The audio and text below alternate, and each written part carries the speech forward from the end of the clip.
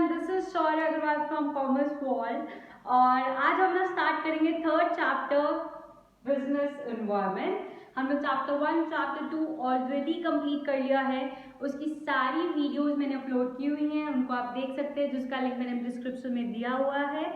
Chapter 1 के हमने live session लिया था केस स्टडीज का, और इस सैटरडे को हम चैप्टर 2 की केस स्टडीज का लाइव सेशन लेंगे। आई होप आप सब आ रहे हैं।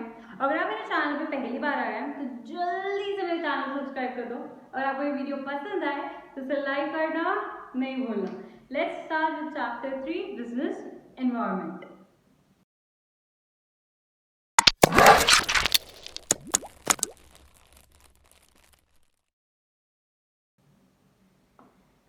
चलो समझते हैं हम चैप्टर 3 को, बिजनेस एनवायरनमेंट को।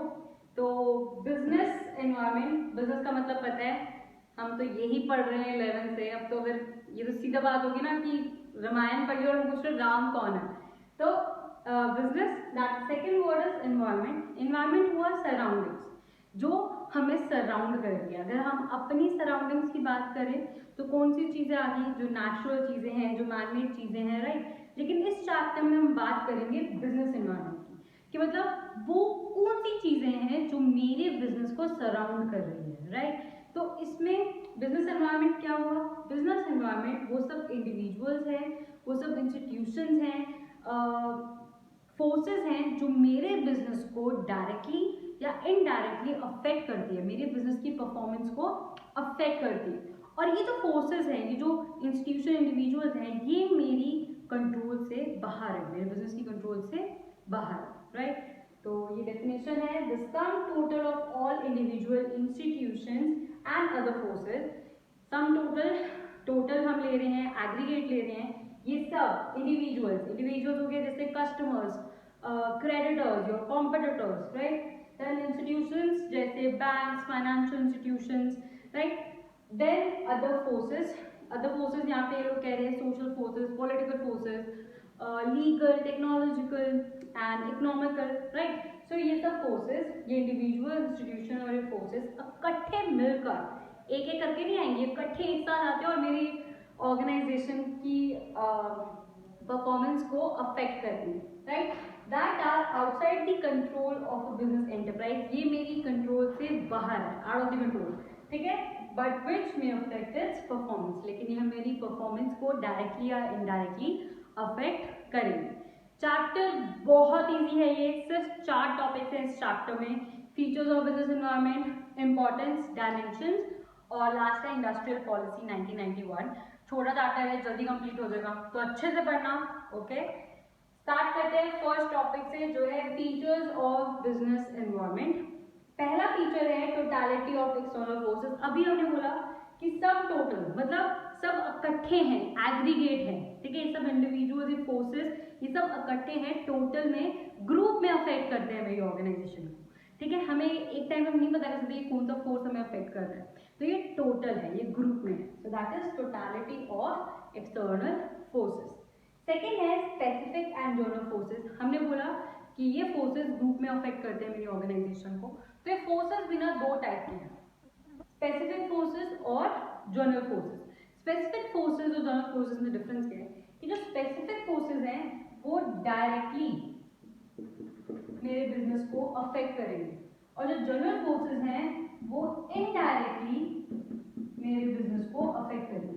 तो स्पेसिफिक फोर्सेस कौन से हैं जो डायरेक्टली अफेक्ट कर रहे हैं, जैसे मेरे कॉम्पिटिटर्स, मेरे क्रेडिटर्स, मेरे कस्टमर्स, मेरे इन्वेस्टर्स, तो डायरेक्टली अफेक्ट कर रहे हैं मेरे बिजनेस को। जैसे कॉम्पिटिटर्स में मेरा बिजनेस है कोका कोला, तो थम्स अप मेरा कॉम्पिटिटर है, तो थम्स अप अपनी गुड्स, अपनी उस कोल्ड ड्रिंक का प्राइस बढ़ाए या घटाए, वो डायरेक्टली अफेक्ट करता है मेरी कोका कोला की सेल्स को, है ना। तो ये हो गए हमारे स्पेसिफिक फोर्सेस। फिर है जनरल फोर्सेस। जनरल फोर्सेस हो गए जो इनडायरेक्टली मेरी ऑर्गेनाइजेशन को अफेक्ट कर रहे हैं, और स्पेसिफिक फोर्सेस सिर्फ मुझे अफेक्ट कर रहे हैं। जनरल फोर्सेस जो हैं वो सबको अफेक्ट करते हैं, मतलब उनका इम्पैक्ट जो है वो मेजर है, सिर्फ एक पर्टिकुलर नहीं है, मेजर है। जैसे कि पॉलिटिकल, सोशल, इकोनॉमिक,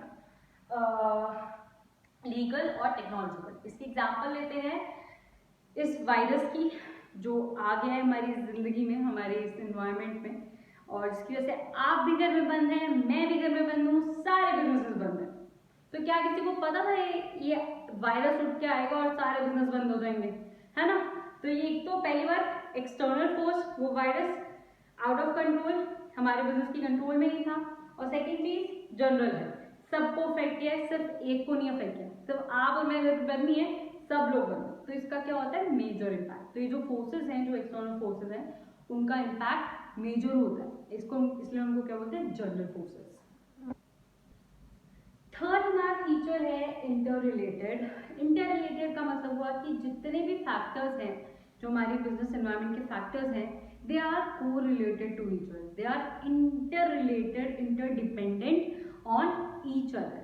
वो एक दूसरे के ऊपर डिपेंडेंट है कि अगर एक में चेंज आता है तो वो कहीं ना कहीं हमारे दूसरे फैक्टर में भी चेंज लाता है। फॉर एग्जाम्पल, जैसे वायरस की एग्जाम्पल लेंगे जो भी चल रहा है यहाँ पे, एक वायरस की वजह से लीगल फैक्टर में चेंज आता है। लीगली हम चेंज, हमारी गवर्नमेंट क्या बोलती है कि हम अब सब कुछ बंद करो और आप लोग घर पे बैठो आपकी सिक्योरिटी के लिए, राइट? तो बोला कि बिजनेसेस बंद करो और घर पे बैठो, तो ये लीगल नोटिस दिया उन्होंने घर बैठने का, तो ये लीगल फैक्टर था। अब ये लीगल फैक्टर किसको अफेक्ट कर रहा है? हमारी इकोनॉमिक फैक्टर्स को, हमारे इकोनॉमिक कंडीशंस को। बिजनेसेस बंद है, पैसा कहाँ से आएगा? लोगों के पास पैसा ही नहीं है चीजें खरीदने के लिए, राइट? तो एक चीज ने दूसरी चीज को अफेक्ट किया, दूसरी चीज ने तीसरी चीज को अफेक्ट किया। तो ये क्या कह रहे हैं हम? ये क्या है? इंटर रिलेटेड है। जितने भी फैक्टर्स हैं they are co related to each other. Fourth हमारा फीचर है डायनेमिक। डायनेमिक का क्या मतलब होता है? That keeps on changing. अगर आपको याद हो, जब हमने मैनेजमेंट का फीचर पढ़ा था और मैनेजमेंट प्रिंसिपल्स का फीचर पढ़ा था, तो इन दोनों का फीचर है डायनेमिक। तो हमने बोला था ये दोनों चीज डायनेमिक क्यों है? क्योंकि हमारा बिजनेस एनवायरनमेंट डायनेमिक है। तो ये चीज यही है कि हमारा बिजनेस एनवायरनमेंट क्या है? Dynamic. That means it keeps on changing. इधर हम एग्जांपल ले सकते हैं फैशन इंडस्ट्री की, या फैशन इंडस्ट्री की एग्जांपल लेते हैं कि आज जो ट्रेंड है वो शायद कल ट्रेंड नहीं हो। जैसे एक टाइम आया था प्लाजोस का ट्रेंड चला था, अब नहीं है प्लाजोस का, कहीं ना कहीं होगा पर इतना ट्रेंड नहीं है। एक टाइम आया था जब नियॉन कलर्स का बहुत ट्रेंड चला था, अब नहीं है ना? तो the trend keeps on changing, हमारा एनवायरनमेंट कीप्स ऑन चेंजिंग, और उसी के हिसाब से हमारी मैनेजमेंट भी चेंज हो रही है। लेकिन अगर हम बात कर रहे हैं बिजनेस एनवायरनमेंट की, कि हमारा बिजनेस एनवायरनमेंट डायनामिक है, that means it keeps on changing. तो इधर हमने एग्जांपल लिया फैशन ट्रेंड्स की। फैशन ट्रेंड्स जो एक सोशल फैक्टर है that changes, okay, so that is business environment. Fifth है अनसर्टेनिटी। अनसर्टेनिटी में हम बात कर रहे हैं कि जो चीज़ हमें सर्टेन नहीं है, हमें नहीं पता है कि आगे क्या होने वाला है, तो मतलब it is difficult to predict future. अब जैसे आज से 4 महीने पहले हम लोगों में से किसी को नहीं पता था कि एक वायरस ऐसे आएगा और हम सबको घर पे बैठना पड़ेगा, क्या हमें पता था? और अभी भी ना, हमें अभी भी नहीं पता कि आगे क्या होगा। इनफैक्ट बिजनेस को भी, बिजनेस एनवायरनमेंट आगे क्या होगा प्रेडिक्ट करना मुश्किल है। अब बिजनेसेस क्या प्रेडिक्ट करेंगे? वो कैसे पता कि आगे क्या होगा, कि अब गवर्नमेंट क्या रूल निकालेंगी, क्या न्यू लॉज निकालेंगी, क्या बोलेंगे, क्या नोटिस आएगा कि लॉकडाउन खुला रहेगा या आगे तक चलता रहेगा, है ना? अगर कंटिन्यू रहेंगे तो बिजनेसेस बंद रहेंगे, अगर खोलेंगे तो उसका भी कुछ इम्पैक्ट है, but let's not discuss that. हमारा main topic is that it is uncertain, it is difficult to predict future, कि आगे क्या होगा। तो एग्जाम्पल हम ले रहे हैं इसी सिचुएशन की, ये बिजनेसेस को नहीं पता कि गवर्नमेंट, जो हमारा लीगल नोटिस आगे क्या आएगा, हमें बंद करना है, खोलना है, ठीक है। Sixth is complexity. कम्प्लेक्सिटी क्यों, मतलब कम्प्लेक्सिटी का मतलब कम्प्लेक्स है। हमारा बिजनेस एनवायरनमेंट कम्प्लेक्स है, होगा क्यों नहीं कम्प्लेक्स? इतने सारे फैक्टर्स हैं, इतने सारे लोग हैं, सब हमारे बिजनेस की मिलके ना, मतलब हमारे बिजनेस को अफेक्ट कर रही है, हमारे बिजनेस की परफॉर्मेंस को। तो हमें कैसे पता चलेगा ना वो कैसे क्या है?